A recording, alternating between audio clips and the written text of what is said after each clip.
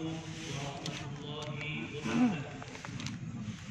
السلام عليكم. الله أكبر الله أكبر الله أكبر الله أكبر الله أكبر الله أكبر الله أكبر الله أكبر الله أكبر الله أكبر كبيرا والحمد لله كثيرا وسبحان الله بكرة وأصيلا لا إله إلا الله والله أكبر الله أكبر ولله الحمد. الحمد لله نحمده ونستعينه ونستغفره ونستهديه ونتوب إليه ونعوذ بالله من شرور أنفسنا ومن سيئات أعمالنا من يهده الله فلا مضل له ومن يضلل فلن تجد له وليا مرشدا. نسأله تبارك وتعالى أن يهدينا إلى سواء السبيل ويجعلنا من الذين يستمعون القول فيتبعون أحسنه إنه سميع مجيب نعم المولى ونعم النصير. الحمد لله وحده صدق وعده ونصر عبده وأعز جنده وهزم الأحزاب وحده. لا إله إلا الله ولا نعبد إلا إياه مخلصين له الدين ولو كره الكافرون. سبحان محيي الأموات ومميت الأحياء ومدبر أمر الآخرة والأولى. حكم وأمضى وأغنى وأقنى وأضحك وأبكى وأمات وأحيا بالمنظر الأعلى رب الآخرة والأولى. الله أكبر الله أكبر ولله الحمد. اللهم إنا نشهد أنك لا شريك لك ولا ند لك ونشهد أن محمدا عبدك ورسولك. اللهم صل وسلم على سيدنا ونبينا محمد صلى الله عليه وسلم وعلى آله وأصحابه أجمعين وسلم تسليما كثيرا. أما بعد فيا أيها الناس أوصيكم ونفسي بتقوى الله فقد فاز المتقون. فاتقوا الله يا عباد الله فإن الله مع المتقين. اعلموا أيها المسلمون رحمكم الله أن يومكم هذا يوم عظيم وعيد كريم فرضه رب رحيم ختم به شهر الصيام وحل لكم فيه الطعام وحرم عليكم الصيام. عظم الله حرمته وبسط فيه بركته ونشر رحمته في هذا اليوم العظيم الذي عسى كثير منا لا يناله بعد عامه هذا.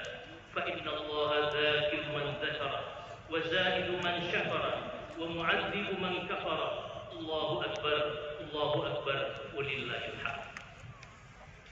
Saudara-saudara kaum muslimin jemaah salat Idul Fitri yang dimuliakan Allah Subhanahu wa taala. Bersyukur kita kepada Allah Azza wa Jalla dengan mengucapkan alhamdulillahi rabbil alamin bahwa meskipun sekarang ini kita masih dalam suasana pandemi Covid-19, kita kembali dapat merayakan Idul Fitri dengan melakukan salat Id dengan menerapkan protokol kesehatan sebagai bagian dari upaya kita dalam menanggulangi penyebaran wabah yang belum bisa kita prediksi entah kapan akan berakhir ini. Sebagai mukmin, kita tentu harus berupaya untuk tetap melakukan tidak hanya pendekatan bumi, tetapi juga melakukan pendekatan langit untuk bisa keluar dari wabah ini. Kita berdoa semoga wabah Covid-19 ini segera diangkat oleh Allah Subhanahu wa taala. Dalam rangka pendekatan langit, marilah kita semua kembali kepada fitrah jati diri kita sebagai seorang manusia yang diciptakan Allah dalam keadaan hanif, yaitu bersih dan condong kepada kebenaran. Marilah kita berhenti dan menghentikan segala perilaku negatif yang dapat merusak tatanan kehidupan sosial masyarakat. Hentikan segala bentuk kezaliman, ketidakadilan, korupsi, keserakahan, penyalahgunaan kekuasaan dan wewenang, merusak lingkungan, kebohongan, kecurangan, perilaku seksual menyimpang, kampanye anti Tuhan, anti agama, dan mencampur adukan kebenaran dan kebatilan, dan berbagai varian kemungkaran lain. Rabbana 'alaika tawakkalna wa ilaika anabna wa ilaikal masir. Rabbana la taj'alna fitnatan lil ladzina kafaru waghfir lana rabbana innaka antal azizul hakim. Ya Tuhan kami, hanya kepadamu lah kami bertawakal dan hanya kepadamu kami bertaubat dan hanya kepadamu lah kami kembali. Ya Tuhan kami, Janganlah Engkau jadikan kami menjadi sasaran fitnah bagi orang-orang kafir, dan ampunilah kami ya Tuhan kami, sesungguhnya Engkau yang maha perkasa dan maha bijaksana. Saudara-saudara, lebih kurang sekitar 13 jam yang lalu kita sudah berpisah dengan bulan Ramadan. Muncullah dalam hati kita dua perasaan, yakni sedih dan gembira. Sedih lantaran Ramadan terasa begitu cepat berlalu, padahal belum banyak rasanya amal saleh yang sia-sianya kita lakukan. Sementara tahun depan belum tentu ketemu dengan Ramadan. Bukan karena Ramadan itu tidak akan datang lagi, tetapi lantaran belum tentu usia kita akan sampai kepada Ramadan tahun yang akan datang. Kita gembira karena dengan Hari Raya Idul Fitri ini kita diberi kesempatan oleh Allah Sang Pencipta untuk kembali kepada fitrah kita yang asli sebagai khalifah Allah dan hambanya, yakni makhluk yang paling mulia diciptakannya di bawah kolong langit. Saudara-saudara kaum muslimin yang berbahagia, kita bersyukur lantaran telah selesai menjalankan ibadah puasa Ramadan 1 bulan penuh lamanya, menahan diri dari makan dan minum, mengerjakan salat tarawih, melakukan i'tikaf, mengeluarkan zakat harta dan zakat fitrah, sedekah, berinfak, serta mengerjakan amal-amal saleh lainnya. Kita memohon kepada Allah Jalla Jalaluhu, semoga amalan-amalan itu diterima oleh Allah, sehingga dengan demikian kita akan tergolong ke dalam golongan orang-orang yang kembali dari medan juang yang berat, minal amini, serta memperoleh kemenangan, minal faizi, dalam menghadapi perjuangan, mengendalikan diri dari kehendak hawa nafsu yang selalu cenderung untuk merusak keharmonisan hubungan antara hamba dan Khalifnya.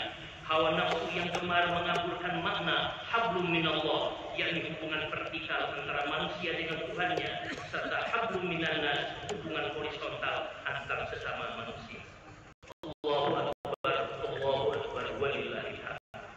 Saudara-saudara umat Nabi Muhammad yang berbahagia, Rasulullah SAW pernah menceritakan tentang betapa hebatnya kebesaran Idul Fitri ini, yang perayaannya dimeriahkan oleh penghuni langit dan bumi, yaitu oleh para malaikat di langit dan kaum muslimin di bumi.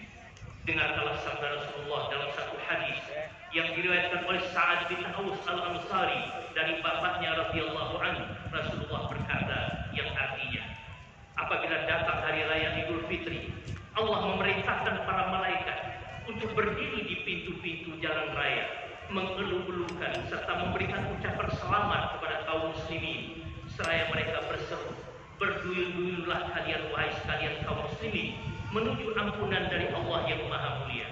Tuhan telah membentangkan pengharapan bagi kamu semua, dan setelah kamu kerjakan perintahnya, diberinya kamu pahala yang berlipat ganda. Dianjurkannya kamu agar melakukan salat malam atau tarawih, lalu kamu laksanakan anjuran ini. Diperintahkannya kamu berpuasa, lalu kamu kerjakan puasa itu dengan baik. Kamu telah mentaati perintah Tuhanmu, maka sekarang terimalah pahalamu.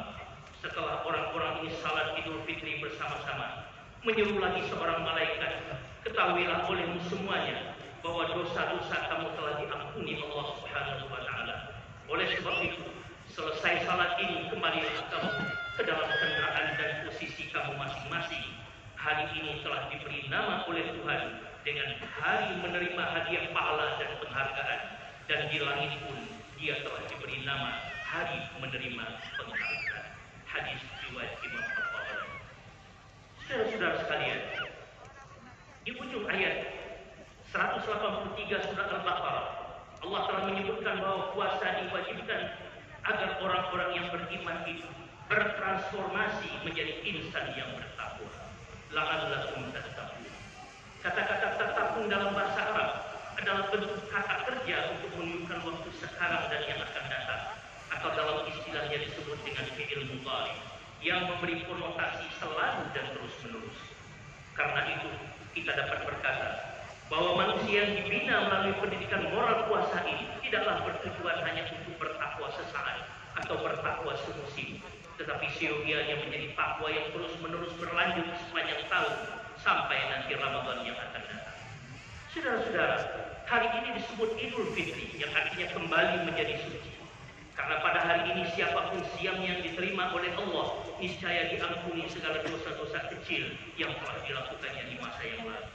Idul Fitri dapat pula berarti hari raya untuk berbuka, atau Itulah sebabnya syariat agama kita mewajibkan setiap muslim untuk membayar zakat fitrahnya paling lambat menjelang salat Idul Fitri, sehingga diharapkan sekurang-kurangnya pada hari ini tidak boleh ada seorang pun yang menderita kelaparan, betapapun melarat dan miskinnya.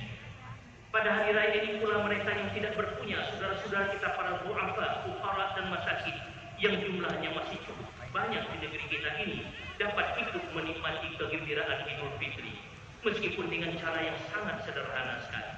Inilah sebenarnya realisasi dari amal sosial dalam Islam yang membuktikan kebersihan jiwa setiap muslim, yakni setelah sebulan lamanya ditempa dengan ibadah puasa. Karena orang yang bersih hati dan jiwanya, pastilah ia akan memiliki kepedulian yang tinggi terhadap berbagai masalah-masalah sosial yang terjadi di sekitarnya. Allahu Akbar, walillahil hamd. Saudara-saudara kaum muslimin dan muslimat rahimahumullah, bila kita berbicara tentang apa itu takwa yang menjadi tujuan puasa, maka surat Al-Baqarah ayat 1 sampai 4 bisa memberikan gambaran tentang tipologi orang yang bertakwa itu dalam 5 karakter. Yang pertama, orang yang bertakwa adalah orang-orang yang beriman kepada yang gaib, sesuatu yang tidak tampak secara kasat mata oleh kita. Alladzina yu'minuna bil ghaib. Yang kedua, orang yang bertakwa adalah orang-orang yang mendirikan dan menegakkan salat, bukan sekadar mengerjakan dan melakukan salat, tetapi menegakkan salat. Wa yuqimuna salat. Yang ketiga, orang-orang yang bertakwa adalah orang-orang yang mau menyisihkan sebahagian dari rezeki yang Allah anugerahkan kepadanya untuk diserahkan kepada yang berhak menerimanya. Wa mimma razaqnahum yunfiqun. Sebagai pembuktian dan penerjemahan dan imannya kepada yang gaib itu tadi, yaitu Allah Subhanahu wa taala. Yang keempat, orang yang bertakwa adalah orang yang beriman kepada kandungan kitab-kitab yang Allah turunkan kepada nabi dan rasulnya. Walladzina yu'minuna bima unzila ilaika wa ma unzila min qablik. Yang kelima, orang yang bertakwa adalah orang-orang yang meyakini akan adanya kehidupan akhirat setelah kehidupan dunia ini berakhir. Wa bil akhirati hum yuqinun. Saudara-saudara, 5 hal itulah yang menjadi ciri utama bagi orang-orang yang muttaqin, di mana kelima hal itu pula yang kita tingkatkan penghayatannya selama bulan Ramadan, meneguhkan iman dan tauhid kepada Sang Maha Gaib, yaitu Allah Subhanahu wa taala, salat tarawih, salatul lail, zakat, infak, sedekah, serta tadarus, yakni belajar mengenal dan memahami Al-Qur'an, beriktikaf untuk bermuhasabah diri, meningkatkan keyakinan kepada kehidupan akhirat selama bulan puasa, justru untuk memantapkan syarat minimal tersebut, sehingga diharapkan kelimanya dapat membudaya secara terpadu dalam diri pribadi kita dan masyarakat kita. Saudara-saudara kaum muslimin yang berbahagia, rahimahullah, menurut ajaran Islam, kata takwa juga antara lain pengertiannya ialah memelihara atau menjauhkan diri dari tiap-tiap perbuatan yang merusak, yang dapat menimbulkan kesengsaraan lahir batin dunia dan akhirat. Kita kemukakan sebuah kisah tentang ini.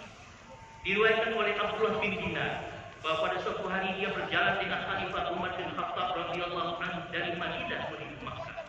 Di tengah perjalanan mereka berjumpa dengan seorang anak gembala yang sedang mengembalakan kambing-kambing yang baru.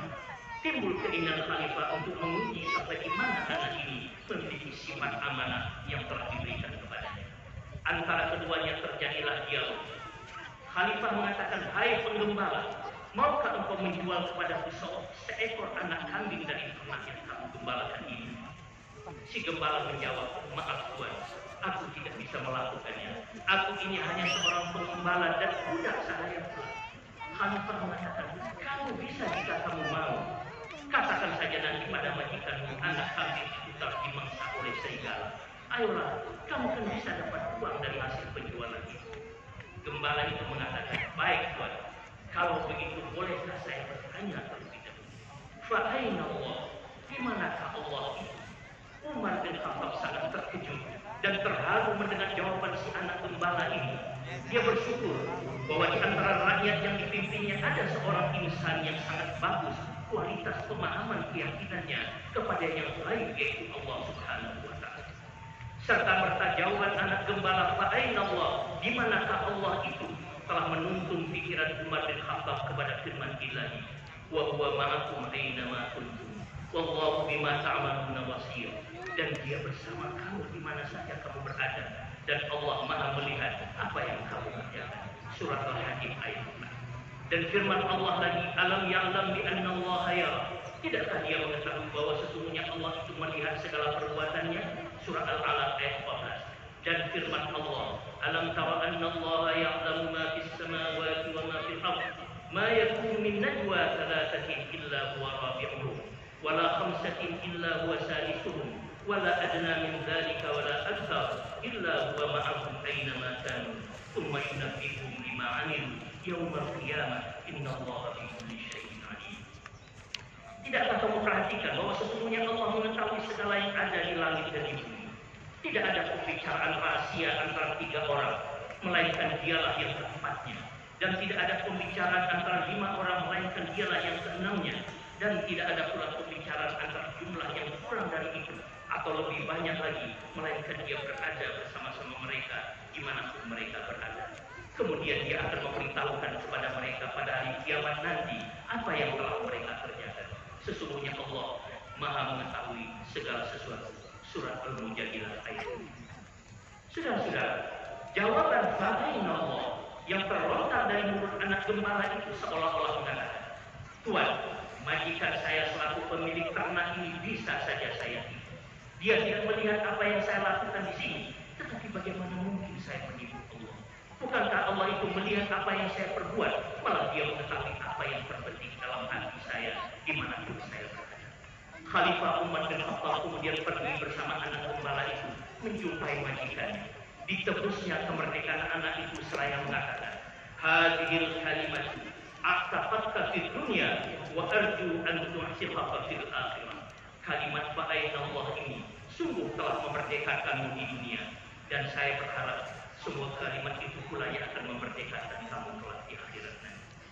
Saudara-saudara, rupanya keyakinan kepada Allah yang baik dan hari kemudian yang juga baik itulah yang akhirnya menyebabkan si anak gembala itu tidak mau melakukan transaksi yang ilegal. Inilah yang dinamakan sifat jujur, yaitu kuat daripada sikap takwa. Begitulah dampak dari kejujuran dan kesadaran diri senantiasa dilihat oleh Allah. Sikap inilah yang membina pribadi seseorang untuk dapat merasakan bahwa setiap gerak-geriknya selalu diawasi oleh Allah Subhanahu wa Ta'ala. Saudara-saudara, sekarang ini sudah susah kita mencari yang namanya integritas dan kejujuran itu. Kita berada dalam suatu kondisi di mana kejujuran itu menjadi sesuatu barang yang langka dalam kehidupan kita. Kemana saja kita pergi akan bertemu dengan sebaliknya, yakni manipulasi serta kecurangan, dan ini terjadi di hampir semua sektor kehidupan kita. Kebohongan dan kecurangan serta berita-berita hoax telah mengepung kita dari berbagai penjuru, sehingga kita sulit dan kebingungan untuk membedakan mana yang benar dan mana yang salah.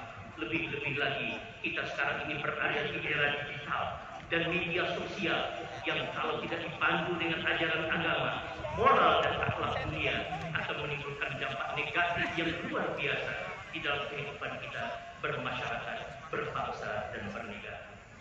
Seorang penjaga bersenandung, kejujuran adalah keindahan. Keindahan adalah kejujuran. Hanya itu yang kita kenal di dunia, dan hanya itulah yang seharusnya kita kenal. Kembali kepada anak tukang gembala tadi, rupanya dia telah berhasil menerjemahkan imannya ke dalam tindakan nyata. Dia memiliki iman yang mengikat, bukan iman yang bongkar seperti iman kepada Allah. Dia telah sampai kepada maqam al-ihsan, yaitu anta'budallah wa antakhshallah wa anta'amala lillahi ka'annaka tarahu wa in lam takun tarahu fa innahu yarah. Engkau menyembah Allah, engkau takut kepadanya, dan engkau beramal karena Allah seolah-olah engkau melihatnya. Dan jika engkau tidak melihatnya, maka yakinkan Dia selalu melihat. Mekanisme self-control telah berproses dalam dirinya dengan baik, lantaran merasa diawasi langsung oleh yang menciptakan, yaitu Allah Subhanahu wa Ta'ala. Saudara-saudara, merasa diri dilihat Allah merupakan model penanaman dasar al-akhlaqul karimah yang luar biasa, yang apabila kita terapkan dalam kehidupan kita sehari-hari, di rumah, di kantor, dan dimanapun kita berada, akan menjauhkan kita dari perbuatan-perbuatan tercela. Dengan demikian, pelanggaran-pelanggaran akan terminimalisir dengan sendirinya, Tugas polisi dan penegak hukum lainnya akan menjadi ringan. Pekerjaan inspektorat tidak akan tersendat karena pengawasan melekat atau waskan telah menjadi sikap hidup dan kepribadian sahaja. Jika dalam pengadilan dunia fakta bisa digelapkan, saksi bisa disembunyikan, kasus bisa di-PIS-kan, serta alibi dan pembelaan bisa disusun dan direkayasa berdasarkan pesanan, maka ketahuilah saudara-saudara, di hari kiamat nanti di hadapan Hakim yang Maha Agung, Allah Subhanahu wa taala, tidak akan ada satu pun perbuatan yang lepas dari pertanggungjawaban. Allah berfirman, "Al-yauma nakhtimu 'ala afwahihim wa tukallimuna aydihim wa tashhadu arjuluhum bima kanu yaksibun." Artinya pada hari ini kami tutup mulut mereka dan tangan-tangan mereka akan berkata kepada kami dan kaki-kaki mereka akan memberikan kesaksian terhadap apa yang dahulu mereka telah usahakan. Surat Yasin 65. Lalu Allah menetapkan vonisnya dengan tegas, "Hadhihi jahannam allati kuntum tu'adun, islauha al-yawma bima kuntum takfurun." Inilah neraka jahanam yang dahulu aku peringatkan kepadamu, nikmatilah hari-harimu di dalamnya karena kamu dahulu mengingkarinya. Surat Yasin 63-64. Kalau sudah demikian halnya, la yastati'una nasrahum wa hum lahum jundun muhdarun. Artinya, tauhid-tauhid yang selama ini menjadi andalan dan kebanggaannya di dunia tidak akan dapat berkutik dan dapat menolong mereka. Padahal tauhid itu mereka persiapkan untuk menjadi pelindung mereka. Surat Yasin ayat 7. Saudara-saudara kaum muslimin dan muslimat yang berbahagia, dalam bahasa Rasulullah SAW, anak tadi mungkin bisa disebut seorang yang cendekia atau al-kayyis, tetapi bukan dalam pengertian seorang intelektual, ilmuwan, teknokrat dan sebagainya, sebab otaknya barangkali kosong dari ilmu, apalagi sains dan teknologi. Yang dimaksud oleh Rasulullah SAW dengan al-kayyis adalah orang yang dadanya penuh dengan al-hikmah, dengan iman dan takwa. Al-kayyis man dana nafsahu wa amila lima ba'dal maut, wal ajizu man atba'a nafsahu hawaha wa tamanna 'ala Allahi al-amal. Orang yang cerdas cendekia ialah orang yang dapat mengatasi dan mengendalikan nafsunya, dan dia beramal untuk kehidupan pasca kematiannya untuk hari-hari akhirat. Pembangunan bangsa dan negara kita sekarang tentu sangat membutuhkan tenaga dan pikiran orang yang berilmu, kaum intelektual yang beriman dan bertakwa. Kita membutuhkan cendekiawan-cendekiawan mukmin, yaitu orang-orang yang otaknya penuh dengan ilmu sains dan teknologi, serta padat dan syarat dadanya dengan hikmah, iman dan takwa, yaitu mereka yang dalam dirinya berpadu antara rasio dan rasa, ilmu dan iman, fikir dan fikir secara berimbang. Orang-orang yang demikian inilah yang disebut oleh Al-Quran dengan istilah ulul albab, yaitu orang-orang yang beradab, yang dapat menguasai dan mengendalikan hati dan nafsu mereka, sehingga mereka jauh dari sifat semakin pintar semakin puas, semakin pintar semakin serakah, semakin pintar semakin pandai pula mencari celah melakukan kecurangan, sehingga terlepas dari jeratan hukum, semakin pintar semakin kehilangan arah dan tujuan dalam hidup. Dalam Al-Quran surat Ali Imran ayat 191 sampai 194 dijelaskan oleh Allah sifat-sifat orang yang disebut ulul albab itu, antara lain adalah yang pertama, orang-orang yang senantiasa ingat kepada Allah di setiap tempat dan setiap saat karena cinta mereka kepada Allah. Alladzina yadhkuruna Allaha qiyaman wa qu'udan wa 'ala junubihim. Yang kedua, orang-orang yang mentafakuri ciptaan Allah yang Maha Kuasa, sehingga menimbulkan keinginan dan rangsangan untuk bertakaruf, mendekatkan diri kepadanya dengan mengharapkan lindungan serta rahmat dan kasih sayangnya. Wa yatafakkaruna fi khalqis samawati wal ardh rabbana ma khalaqta hadza batila. Ketiga, orang-orang yang sangat takut akan murka Allah yang akan dapat menyebabkan kesengsaraan, terutama di akhirat nanti. Subhanaka faqina adzabannar. Yang keempat, orang-orang yang rindu mendapatkan ampunan Allah yang Maha Pengasih lagi Maha Penyayang, serta menikmati kehidupan yang penuh dengan kebahagiaan di yaumil akhir, karena mereka yakin bahwa kehidupan akhirat adalah kehidupan yang sebenarnya, kehidupan yang kekal dan abadi. Sedangkan kehidupan di dunia ini hanya sebentar saja. Rabbana faghfir lana dzunubana wa kaffir 'anna sayyi'atina wa tawaffana ma'al abrar. Rabbana wa atina ma wa'adtana 'ala rusulika wa la tukhzina yaumal qiyamah innaka la tukhliful mi'ad. Nah, saudara-saudara sekalian, orang-orang inilah yang dalam hidup Mereka sangat mencintai kebenaran atau al-haq, sehingga tiap tindakan dan perbuatan mereka tidak lepas dari tuntunan Allah dan Rasulnya. Orang-orang yang beginilah yang senantiasa menjauhkan diri dari tiap-tiap perbuatan curang, zalim dan aniaya, dan selalu berusaha sekuat tenaga dan dengan kesediaan berkorban memperjuangkan tegaknya keadilan, kejujuran, dan kemanusiaan yang adil dan beradab. Dalam memperjuangkan cita-cita yang mulia, mereka adalah bagaikan batu karang di tengah-tengah samudera yang dihempas oleh ombak dan badai, tetapi tetap berdiri dengan kokoh. Kekuatan rohaniah yang luar biasa inilah ialah karena cinta dan bantuan Allah kepada mereka. Sebagai hasil usaha mereka mendekatkan diri kepadanya dengan jalan menegakkan salat dan ibadah siang dengan sempurna. Seorang sahabat Ibnu Mas'ud radhiyallahu anhu berkata, "La haula an ma'siyatillah illa bi'ismatillah wa la quwwata ala ta'atillah illa bima'unatillah." Tiada daya untuk menjauhkan diri dari dosa dan maksiat kecuali dengan perlindungan Allah, dan tidak ada pula upaya untuk tekun melakukan ketaatan kepada Allah kecuali dengan pertolongan Allah SWT. Saudara-saudara muslimin yang berbahagia, orang-orang yang beginilah yaitu cendekiawan para ulul albab yang sangat kita harapkan kehadiran mereka di negeri kita yang tercinta ini, di tengah-tengah masyarakat kita yang sedang dilanda berbagai krisis yang sangat kompleks ini. Semoga jumlah mereka tidak hanya bertambah banyak, yang insya Allah akan menjadi merupakan suatu kekuatan moral atau moral force dalam pembangunan bangsa dan negara Republik Indonesia yang kita cintai. Saudara-saudara jemaah Idul Fitri yang dimuliakan Allah, salah satu ciri watak orang yang bertakwa adalah dia sangat peduli dengan apa yang terjadi kepada saudara-saudaranya yang lain. Nabi bersabda, "Man lam yarta'i amri muslimin falaysa minhum." Sebagaimana kita ketahui bahwa pada hari Jumat tanggal 7 Mei yang lalu telah terjadi bentrokan di Masjidil Aqsa, Yerusalem, antara warga Palestina yang sedang melaksanakan salat tarawih dengan polisi Israel. Kejadian ini tentu sangat menusuk perasaan kita sebagai umat Islam. Apalagi ini terjadi di bulan Ramadan yang mulia. Kita mengutuk dengan keras peristiwa kejahatan kemanusiaan Zionis Israel ini terhadap rakyat Palestina. Sikap pemerintah Indonesia alhamdulillah sejak dari awal mendukung perjuangan kemerdekaan Palestina terhadap agresi Zionis Israel. Presiden pertama RI pada tahun 1962 mengatakan, selama kemerdekaan bangsa Palestina belum diserahkan kepada orang-orang Palestina, maka selama itu pula bangsa Indonesia berdiri menentang penjajahan Israel. Oleh karena itu, saudara-saudara, marilah kita membantu perjuangan saudara-saudara kita di Palestina dengan berbagai dukungan berupa dana dan dukungan politik serta doa. Tentu kita tidak boleh lupa bahwa dalam perjuangan kemerdekaan Indonesia, dukungan mufti besar Palestina Muhammad Amin Al-Husaini atas kemerdekaan Indonesia tahun 1945 sangatlah berarti sebelum negara-negara lain memberikan dukungan dan pengakuan. Saudara-saudara, mengapa kita umat Islam harus dan wajib membela Palestina dan Masjidil Aqsa? Yang pertama, Masjidil Aqsa adalah kiblat pertama umat Islam dalam salat sebelum pemindahan kiblat ke Masjidil Haram di kota suci Makkah berdasarkan wahyu Allah. Yang kedua, Masjidil Aqsa merupakan masjid yang kedua yang dibangun pertama-tama di muka bumi.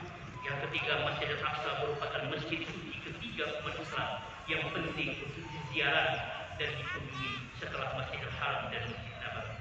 Kemenurut Palestina adalah masalah kemanusiaan yang universal. Tekad bangsa Palestina untuk terus berjuang harus mendapatkan dukungan kita. Pembukaan Undang-Undang Dasar 1945 mengamanatkan kemerdekaan itu ialah hak segala bangsa, dan oleh sebab itu maka penjajahan di atas muka bumi harus dihapuskan karena tidak sesuai dengan pri kemanusiaan dan pri keadilan. Mari kita doakan bersama agar bangsa Palestina dapat melepaskan diri dari penjajahan Zionis Israel yang telah banyak memakan korban jiwa dan harta benda. Saya teringat Ketua MPR DPR RI periode 1987-1992 pernah mengatakan bahwa kekuasaan di dunia betapapun kuat dan besarnya, dia akan runtuh melawan doa orang lain. Saudara-saudara kaum muslimin dan muslimat, ini marilah kita berdoa dengan menghadapkan tangan, memohon kepada Allah Azza wa Jalla Rabbul Alamin sembari menghadap ijabah dan ridhanya kepada kita. Allahumma ya Allah ya Tuhan kami yang berdoa sekarang ini adalah hamba-hamba-Mu yang dhaif, yang banyak berbuat kesilapan dan dosa. Karenanya ya Allah, ampunilah segala dosa-dosa kami, dosa para orang tua kami, dosa kaum muslimin dan muslimat, mukminin dan mukminat dimanapun mereka berada. Allahumma ya Allah ya Tuhan kami, betapa kami telah menzalimi diri kami sendiri. Alangkah besar nikmat-Mu, anugerah-Mu tiada terkira. Setiap saat kami menjuru dalam meneguk air, Engkau karuniakan siang dan malam, hari dan segala kenikmatan lainnya. Namun betapa kami tidak pandai dan terampil dalam memuji segala anugerah. Betapa tidak kuat Tuhan kami. Alangkah lemahnya semangat kami. Alangkah lemahnya tangan kami. Alangkah kami tidak berdaya, tidak berdaya.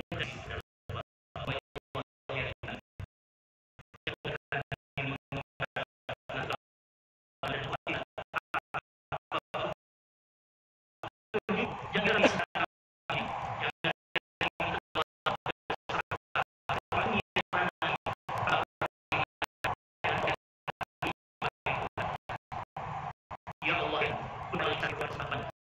Sebagaimana ini selalu kasih hidayah dan maghfirah dan menebaskan benih-benih kebaikan. Ya Allah ya Tuhan kami, berikanlah hidayah dan taufik kepada pemimpin-pemimpin kami. Bila benih perbedaan, tafarruq, kejadian ukhuwah, marhamah dan mahabbah. Ya Allah, berikan kepada kami pemimpin yang bukan hanya bertanggung jawab terhadap urusan perut rakyatnya, tetapi juga bertanggung jawab pula dalam membina keimanan dan moral serta akhlak rakyatnya. Jadikanlah pertemuan kami di tempat ini pertemuan dari kalbu-kalbu yang rindu akan rahmat-Mu, pertemuan dari hati-hati yang ikhlas menjalankan syariat-Mu. Jadikan pula perpisahan kami dari tempat ini perpisahan yang Engkau pelihara dari rasa perpecahan. Ya Allah ya Tuhan kami, di antara kami yang berkumpul ini banyak yang telah lanjut usia. Generasi muda kami tumbuh di tengah kemelut budaya. Pelihara mereka di belakang kami nanti, agar tumbuh menjadi dzurriyyatan thayyibah, anak cucu keturunan yang saleh yang mampu meneruskan jejak Rasul. Ya Allah yang Maha Rahim, akhirnya kami memohon kepada-Mu. Terimalah amal ibadah kami, sujud dan rukuk kami, tilawah dan sedekah kami, tasbih, tahmid, tahlil, takbir kami. Jadikan dia ya Allah sebagai penebus dari dosa-dosa kami. Ya Rahman, Ya Ghafur, Ya Mujibas Sa'ilin. Engkau Maha mengetahui, Engkau Maha mengabulkan, Engkau Maha mendengar. Kabulkanlah doa dan permohonan serta pinta kami. Amin ya rabbal alamin. Rabbana atina fid dunya hasanah wa fil akhirati hasanah wa qina adzabannar. Allahumma asrif 'anna as-su'a bima syi'ta wa kaifa syi'ta innaka 'ala ma tasha'u qadir. Subhana rabbika rabbil 'izzati 'amma yasifun wa salamun 'alal mursalin walhamdulillahi rabbil alamin. Wassalamualaikum warahmatullahi wabarakatuh. Waalaikumsalam warahmatullahi wabarakatuh.